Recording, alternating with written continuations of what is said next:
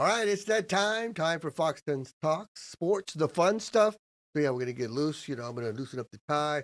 I got my guy Blake Niemann in the house. Of course, we're going to talk, ASU football, plenty of ASU stuff, right, Blake? And the big hot topic right now is your guy, Sam Leavitt, the quarterback for ASU, not showing up for the ASU football banquet.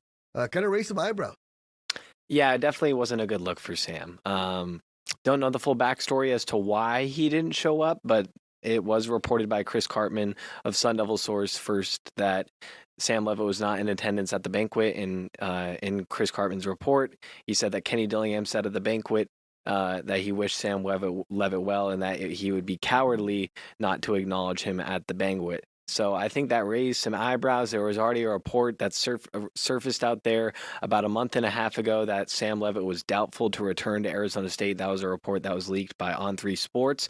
I think a lot of Sun Devil fans didn't really give it much thought, too much leeway. Like they were going to let Sam figure things out on his own accord, give him the best. Yeah, that's just reports that come out, speculation, and that's always a possibility in today's day and age, right? The transfer portal is always going to be there, and that's every kid's prerogative, and when you're looking to do what's best for you and your future, and you want to take your game to the next level, the National Football League, like Sam Leavitt does, it's okay to have that possibility. So a lot of people thought, well, there could be some truth to this report, but nothing from him yet, so they were kind of giving him the benefit of the doubt. But then when you see what happens on Sunday, you're like, okay. I think fans also gave him the benefit of the doubt initially because his brother Dallin, who also serves as his agent, in part did like a rebuke on that via posting the text messages he shared with that reporter who's shared that report, essentially saying that Sam had not made up his mind yet.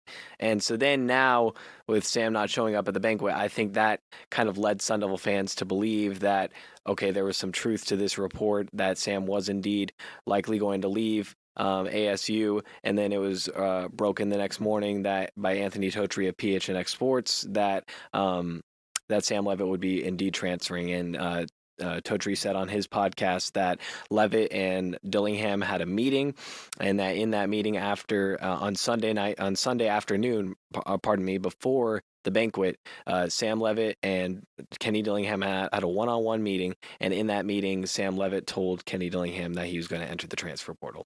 So after that, the banquet took place after that meeting, is what I'm told, and then after the meeting Sam and Kenny had, Kenny showed up to the banquet, but Sam was not there, and that certainly raised some eyebrows in the Sun Devil fan base. And you got to give credit to Kenny Dillingham and his entire coaching staff because they're still giving Sam Leavitt some love. Lots of love, lots of praise. Yeah, because Sam Leavitt was the only captain not to show up to the banquet, and like you said, Kenny Dillingham said it would be, it wouldn't be classy not to acknowledge what Sam Leavitt has done and contributed to this program. And even you heard Marcus Arroyo earlier today. You were at practice. He was talking about what Sam Leavitt has meant to this program. Yeah, Marcus Arroyo got here right around the same time as Sam Leavitt. Marcus Arroyo wasn't on staff with Kenny Dillingham during his first season. Bo Baldwin was the initial offensive coordinator. He got fired, and then they bring in Marcus Arroyo, offensive mind. He developed Justin Herbert, Jared Goff, has developed really high-caliber quarterbacks, and pretty much a week after he got there, he's bringing Sam Leavitt into the building to have this 5-hour-long meeting. Sam Leavitt and Arroyo both talked about this. They sat on a couch for 5 hours talking football, talking about film, talking about their scheme. Sam Leavitt's dad actually fell asleep on the couch during that meeting from talking with Sam and Arroyo about this. So there was a very big connection built right away. They literally said, we're not going to leave this building until he commits, and he committed on the spot. And look how it turned out. He ended up leading ASU to a Big 12 championship alongside Cam Scadavoo and Jordan Tyson. And then this year he gets injured, and I don't know if Sun Devil fans saw that coming. I think the Sun Devil fans going into this year thought it was either NFL or he comes back to ASU. I don't think anyone saw this gets hurt. ASU has a 8-4 season and Leavitt transfers. I don't know if anyone saw that coming at the start of the season. I certainly did. That was not on the bingo card, and especially because, like you just kind of touched on, the connection that he had with Marcus Arroyo, with Kenny Dillingham. You think, These okay, quarterback whisperers. right? Like Bo Nix, Justin Herbert, and Jared Goff. Those are all, I mean, Jared Goff has played in the Super Bowl, has been in the league forever. Justin Herbert is one of the most talented rising arms in football. He might be one of the most talented guys in football. They're comparing this guy to like Peyton Manning. And then Bo Nix has the Broncos at like 10-2. Yeah.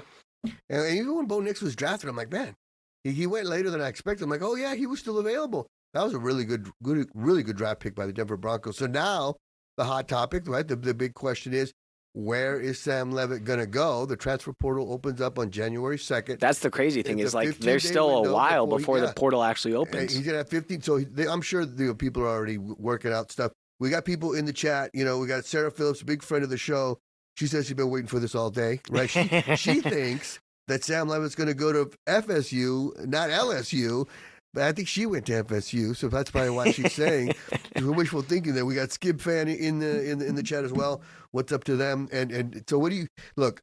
I know LSU's got to be in the mix, right? I know if Indiana, if Mendoza wins the Heisman and goes to the NFL, that could be a possibility there. Of course, Sam Leavitt's from Oregon. I don't think a lot of ASU fans would be too upset if he left ASU to go back home. So he's going to have some opportunities. So I think there's a few factors to take into account.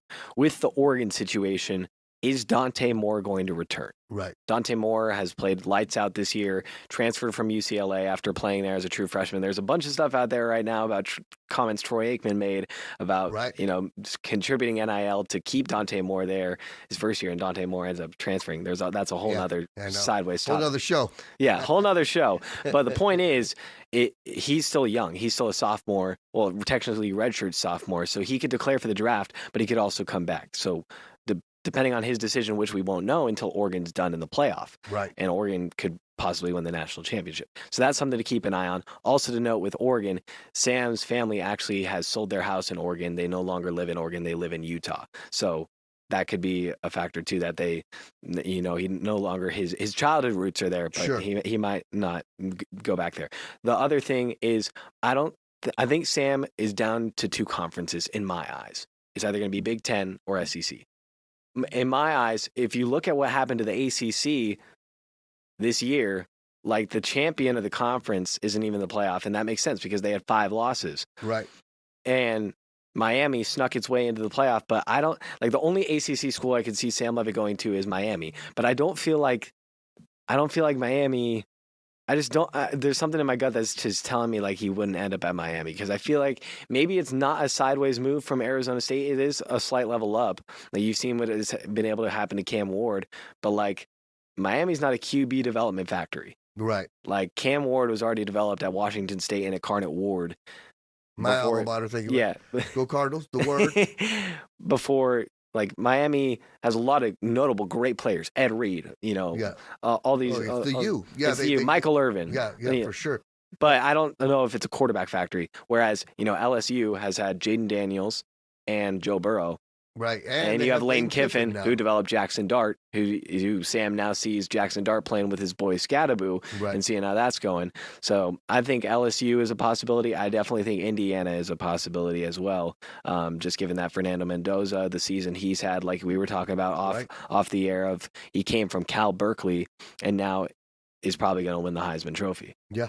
And I think also other factors got to be, what kind of offensive line am I going to play for? Because I think one of the reasons that, he's never said this, but Sam Leavitt was running around a lot to save himself behind this ASU line for the last 2 years. And I think that's why he got injured. So I wonder if part of his decision-making process is, okay, where can I go? Well, I'll have time to throw. I won't get banged up before I go to the NFL, where I can put up big numbers in an NFL-style offense and showcase my talents to the National Football League before entering the draft. I do believe this is not a financially based decision for Sam Leavitt. I don't believe this is out of interest in more NIL money. I believe he will get more NIL money wherever he goes, but I don't think that was the leading factor. Look, ASU's offensive line is going to be totally restructured next year. Their starting right tackle, Maxi Honachor, is likely going to do the NFL draft. Their starting left tackle just entered the transfer portal, Josh Atkins, and Ben Coleman was their starting center to start the season, and he got hurt. So it's a lot of moving pieces there, and then you're going to be losing Jordan Tyson. The rest of the receiving corps, to be blunt, has been average. And so then you're going to have to get no new higher caliber receivers. And unfortunately, for ASU and their financial situation, if you have $2 million tied up with Sam Leavitt, that limits what you can get with other players. And so if you have $1 million freed up with Sam Leavitt gone, that allows them to create a little bit of a bigger and better roster. But of course, Sam Leavitt is a one-of-a-kind player. But I think you're right that it is more so of a personnel player thing, less than a financial thing, that he's wanting to play with more talented players around him. Not to say that ASU's players weren't talented, but he could have a better opportunity with more high caliber weapons at a high caliber school. Yeah, and he's going to lose his main receiver in Jordan Tyson, who will be a first-round draft pick, who's been a phenomenal player, phenomenal asset. Phenomenal human, great human. He reportedly has declared tonight is what was reported out there, and I just can't say enough about Jordan Tyson and the human that he is. If you guys, any of you got to know him, you just know he's the most kind-hearted, selfless player for his team. Like, through everything that happened this season, he battled his way back through injury, wanted to play the final 2 games. Just can't say enough good things about Jordan Tyson. I guarantee you, if you all lined up to want to have an autograph with him, he would take time with every single one of you. He's just a great person. Yeah, and a testament to him, Sam Leavitt finally comes out of the woodwork and makes a social media post about Jordan Tyson, saying you guys don't even know about what he's about to do. So that just goes to show the relationship they had, and how much of an impact Jordan Tyson had on Sam Leavitt. We got options now for ASU football. We're going to talk about those coming up after the break in a couple minutes, so hope you guys keep watching, because we're going to keep talking several options at quarterback for Arizona State coming up right after the break.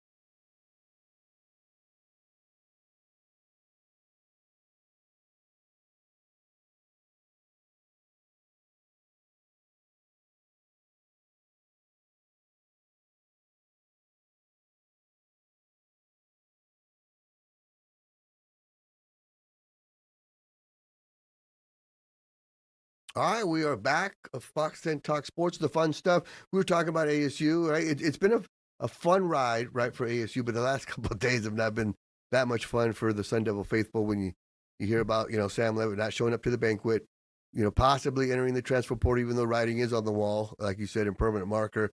And we talked about the possibilities of where he can go. And now let's talk about the rest of the team, because the show must go on. It must. You got the Sun Bowl coming up. You got the Sun Devils taking on the Blue Devils. So the Devils are going to win no matter what. But you got Jeff Sims. He's going to start. It's nice to see him get one last chance to go out on top. People can say what they want about Jeff Sims, the quarterback, and Jeff Sims, the football player. But Jeff Sims, the human and the person, is selfless. He is a hard worker.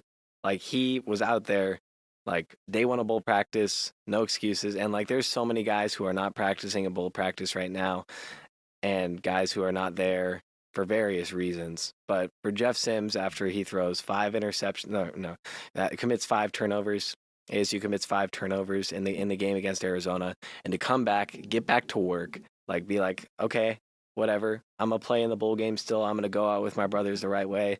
Like, I think that says a lot about Jeff Sims, a guy who has been in college football for this long, to just continue to work. That's this guy, even through all the adversity, he's just continued to work. Yeah, and it was so unfortunate to see him have the game he had on the platform that he had with the game against the University of Arizona, because he was playing so well, right? He burst onto the scene, broke the program record for rushing yards by a quarterback in a single game, and really had an opportunity to set himself up nicely for a possibility of getting invited to some NFL camps, because he has the size and the skill set that's very valuable in the National Football League.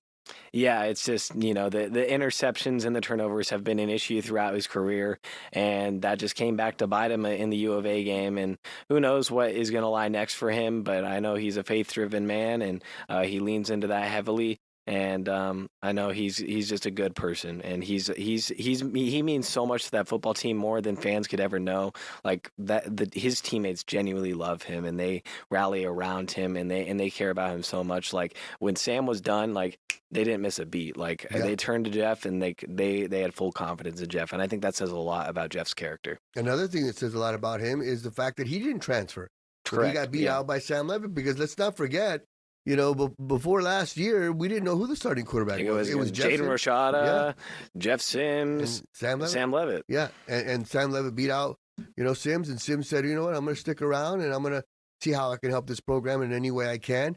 And he has, and he's a big reason why they're in this bowl game and on the verge of winning a 9th game this season, despite all the injuries. And 20th in 2 years. Exactly. That hasn't happened in 10 years. It only happened twice in the last 30 years when it comes to ASU football. So that just goes to show how great of a run it's been for the last 24 months here, right? But you also have the Cam Dyer kid, right, that's also on the roster. And this kid was the New Mexico Player of the Year in 2023, and he's got quite a skill set, even if it's not a quarterback. Some people say he can play several different positions. Oh, he was an athlete in high school. He's actually recruited as a receiver initially to ASU.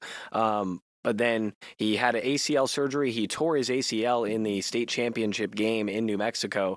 They ended up losing that game. But he spent a lot of this time recovering, and he got medically cleared, I believe, right after the first game that Jeff Sims started at quarterback, that record rushing performance. And so he's been practicing every single day. And the things that people don't see about Cam Dyer is that he stays after practice for 45 minutes, no joke. Like, we're done with media scrums and everything, and he's still getting throws in, getting extra work in with guys, and his work ethic is really supreme, and he throws a pretty nice ball. Mechanically, there's got to be some stuff that improves, but between him and the kid we will probably see in El Paso, Jake Fetty, it's going to be fun. Yeah, it's a great transition to Jake Fetty. It's interesting, right, that ASU's going to El Paso to play in the Sun Bowl, and they have their star recruit at quarterback, Jake Fetty, playing there at Del Valle High School. And then this kid was the top 5 quarterback in the nation. Yes. Schools were all over him. SEC, Big Ten, you name it. Every school was coming after him. Kenny Dillingham talked about it. Like, they had to fight off so many schools, and Jake, through everything, has stayed true and stayed committed, and he is a prized quarterback. Yeah, when you look at his skill set, he's huge. He's a big kid, but can run, rocket arm. And the one thing that really stood out to me when talking about Jake Fetty, Kenny Dillingham talked about the type of leader he is and the type of person he is and how people flock to him and kind of rally around him. And that's what you want at that particular position. Absolutely. And I mean, just from the little film that I've seen on him, like he throws a good ball. Kid seems tough. He's got like a chip on his shoulder and edge to him. I feel like you got to have that if you're from El Paso. Exactly. Yeah, exactly. You'd know better than I. But yeah, no, I think there's excitement. Like, I don't think the Sun Devil fan base, like, I think they're a little upset right now just of the way Sam Leavitt has gone out and the way things have transpired. I don't think they would have been nearly as upset had Sam Leavitt attended the banquet, but that's another discussion. But I think fans are pivoting and just like turning from animosity towards Sam Leavitt and more toward optimism in the future of this program with Cam Dyer, Jake Fetty, or potentially another option, and likely an option, is that ASU is going to have to get a transfer portal quarterback. Yep. With losing both Jeff Sims and Sam Leavitt, you have to get a transfer in this day and age of college football. And now, as opposed to a couple of years before, I mean, Sam Leavitt was buried on the depth chart at Michigan State. Kenny Dillingham kind of found a crystal ball in the dirt. And now they're going to be able to get a starter in college football, like not a backup. Like, they'll get a starter who wants to come here if they want to. Yeah. I mean, Kenny Dillingham said it in his press conference on Monday for the Sun Bowl. It's he like smiled like this, and he was like, I am really, really confident that we're going to get a very, very good quarterback at Arizona State. Yep, and that could be from the transfer portal. Could be talking about Fetty. And when you think about it, if you're a kid out there that knows you can play, and all you're saying to yourself is, I just need an opportunity. I need somebody to give me a chance. And you say, okay, ASU might have an opening. I'm going to go there because I've seen, like you already talked about, what Kenny Dillingham can do with young quarterbacks. And that seems to be look, Mendoza came from Cal. The kid at Duke, Mensa, he was at Tulane. You know, you can transfer and have instant success in today's college football. And your life will change like that. Sam Leavitt's life completely changed because of ASU. Right. Like, not that many people were aware of him at Michigan State, comes to ASU, and the whole country knows him. Right. And like goes from in 1 year, like less than a year, goes from complete no one knows him to Heisman contender, like overnight. It's crazy but that's how college football can work like now. Fernando Mendoza, like, not that many people knew much about him from Cal, and now he could be the number one pick in the draft. Yeah, look at the kid at Vanderbilt. He was at New Mexico State before that. You know, so it's really interesting. You just need a chance. Yeah, and I think the transfer portal has really opened that part up. You know, I'm not a big fan of it, but when it comes to situations like this where a kid just needs a fresh start, it is nice to see. There needs to be regulations from the financial side, because like the NIL, like the NIL unregulated plus the unregulated transfer portal creates a problem in terms of Texas Tech has started doing this. They've started making contracts, which I think is where we're headed. Like salary caps and contracts. This is minor leagues. This isn't college football. This is minor league football. Yeah, if not pro, because when you look at the money, it's a lot more than the minor leagues. You know, so it's major league money. I'll tell you that. You know, but first things first for the Devils, and that's get the win. You know, in El Paso. And that's something that the ASU women's basketball team has been doing. Winning. Molly Miller and the ASU women's team 11-0, Blake? 11-0. What's crazy, Rich, is that for those that don't know, ASU's women's basketball went through a pretty struggling time these past couple of years under Natasha Adair. Yeah. They won 10 games all of last season. Molly Miller has them at 11-0 already. Yeah, and that's the thing. This lady, she's a winner. She won as a player, as a point guard at Drury. She won as a coach there at Drury. She won at GCU, and now she's off to a fantastic start at ASU. And even the men's team has kind of picked up on that. They've started 8-2. You know, Bobby Hurley's boys are playing really, really well. Masamba Diop, boy, that kid, it looks like an NBA prospect already. Yeah, he's got the physical tools and size. Mo Odom is the one who's really impressed me, though. His leadership is what stands out more so than what he does on the court. Like last night, he probably had his worst game yet of the year, scored 1 point, looks like he might have gone scoreless. But if you would have just looked from his demeanor, you couldn't have even told, because he was continuing to engage with the bench, continuing to encourage his guys, be a selfless player. And that's the kind of person that Bobby Hurley wants to coach, is someone who's going to be able to be coachable, someone someone who can coach others. Like I've heard stories behind the scenes that Mo Odom, like in practice, will be yelling at his teammates, and they will be responsive to that. Last year's team, I don't think that was, because I think there was kind of like me, Yeah. and like, who are you to be telling me what to do? Right. Whereas everyone, like Mo Odom is the voice of that locker room, and the entire locker room is responding to that and is tender to that. And when you see that the guy cares enough to get out of the comfort zone and say, look, man, this is not what's good for you or the team. If you're a true teammate, if you're a guy that really wants to win as a team, you respond to that. And you need that, and especially you need that from the point guard position. And we've seen Bobby Hurley. Yeah, I'm old enough to, I was going to say I'm aging myself, because I remember Jake Fetty's dad played at UTEP. He was a defensive lineman, and I remember when Bobby Hurley played point guard for the Duke Blue Devils, who were also playing ASU in the Sun Bowl. Look at this old guy. Yeah, exactly. People say, "Hey, you got the silver circle." I mean, that means I have silver hair. That's what that means, right? And so, but Bobby Hurley was that kind of guy too. Like if you can have a point guard that's a good player and a leader in college basketball, you have magic. Yeah, absolutely. I mean, this ASU men's basketball team, they were picked to finish last in the Big 12.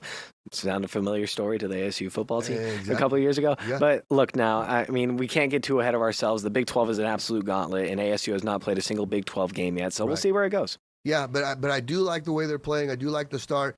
I'm definitely super excited about Molly Miller. Yes, that is exciting to see where they could potentially go, because they look legit. They went cross country to Penn State, handled business dominantly, and they had a couple more road tests. But I mean, 11-0, it's the best start in program history. All right, ASU Duke at the Sun Bowl in El Paso, New Year's Eve. You gonna be there?